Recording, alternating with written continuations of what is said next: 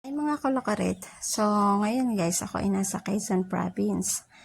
Siyempre, yung aking best friend ay aking isusurprise, hindi niya alam na umuwi ako.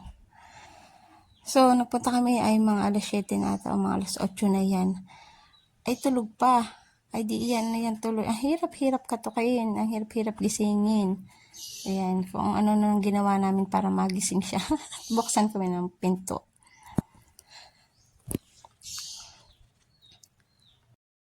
And panahon na yun, ako'y inip na sobrang tagal-tagal talagang pagbuksan kami ng pinto ng aking best friend. Ang pagkakasarap ng buhay yan. At awa ng Diyos nga ay binugbuksan ako ng aking best friend. Siyempre, aking binulyawan na.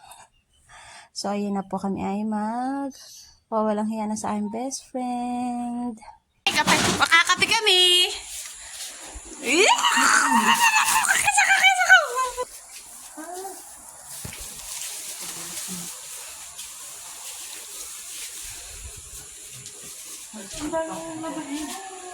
Gising. Ay, kami dalang tinapit kami magkakape dito. Pakis mo na ko. Yan ang adulting. Kailan mo gina din eh? Kailan sa gabi? Wala. Doon sa kanila? Kapit-bahay. Ako yung nagalit ko sa kapit-bahay. Sa aking ano.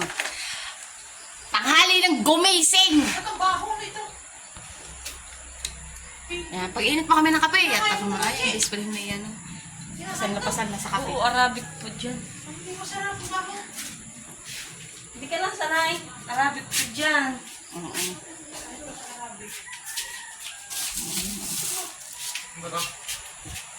Kamusta ka naman dito? Aking mahati. Ano yan, interview? Oo. Ano aking best friend. Ang taba niya na, guys. Puro may laman ng tiyan mo. Tae. Tae pala naman. Tanong-tanong pa kami dito eh kung saan na yung bahay. Ay, di ka may wifi ka din eh. Ano, pinulog ko. Pakis mo na ako. Ito pa, ang ganda ko dyan sa... Ay, ang ganda mo. Nag-iinit pa. Pisilin mo. Mas pisilin mo. Wow, nakalaksan. Nakakod. Uuwi na kami kasi pupatah na ulit kami. Kikis mo na sa best friend. Kasama ka? Mas na mas kami gusto mo rin. Hello vlog, welcome to my guys. Guys! Bye na.